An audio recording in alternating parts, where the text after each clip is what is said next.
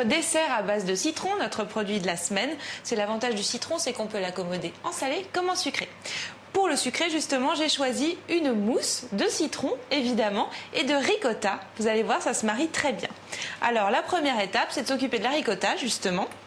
Je vais la détendre un petit peu, la relaxer, avec de la crème liquide. Comme vous le voyez, c'est un fromage assez dense et un peu grumeleux. Donc la crème va fluidifier le tout. J'ajoute aussi du sucre puisque c'est un fromage frais très légèrement salé. Je mélange à nouveau.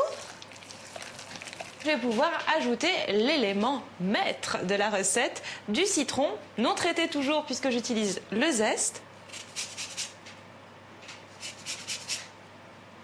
Le mélange d'ailleurs ricotta et citron est très classique en Italie.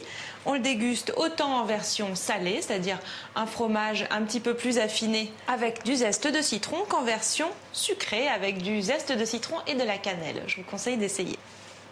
Maintenant que j'ai cette belle crème, je m'occupe des éléments qui vont la transformer en mousse.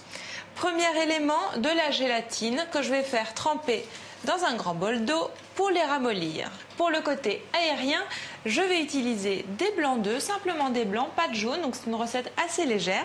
Et je vais les monter en neige avec du sucre. Pour les blancs, direction la cuve du robot, que je vais mettre en route sur petite puissance. On commence toujours par une petite puissance pour monter des blancs en neige. Je vais ajouter le restant de sucre. Ça va permettre de serrer les blancs et de les satiner, d'avoir une très belle texture de mousse. Et voilà.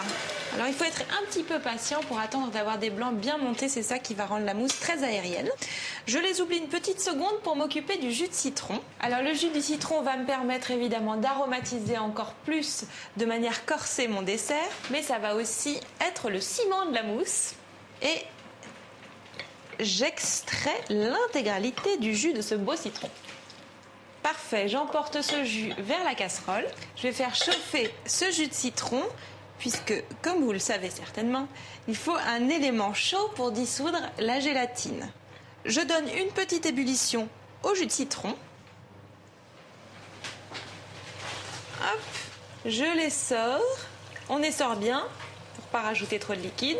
Et hors du feu, c'est important, je la lâche dans la casserole et je mélange tout de suite vivement pour dissoudre dans le jus de citron chaud. Je récupère ma jolie crème et je verse tout en mélangeant. L'idée, c'est de faire refroidir le mélange assez rapidement, le jus de citron. Dernière étape, je vais ajouter mes blancs d'œufs en neige. Ça va donner du volume à mon dessert qui pour le moment est un peu maigrichon. Ça va finir aussi de sucrer la mousse. Voilà. J'ajoute en plusieurs fois les blancs en neige. On incorpore bien. Et la mousse est prête. On ne la déguste pas tout de suite. Je vais tout de suite la dresser par contre dans les petits verres de service. Et ce que je fais aussi parfois, c'est que je dresse cette mousse directement dans des verres à vin. C'est très joli. Il ne faut pas en avoir besoin à table, c'est le seul problème. Donc je remplis délicatement les contenants. Une fois remplis, mes petits verres à dessert vont aller faire un tour au réfrigérateur pendant 2 heures au moins pour que la gélatine fasse son effet. Pendant ce temps, je vous laisse regarder le récapitulatif des ingrédients.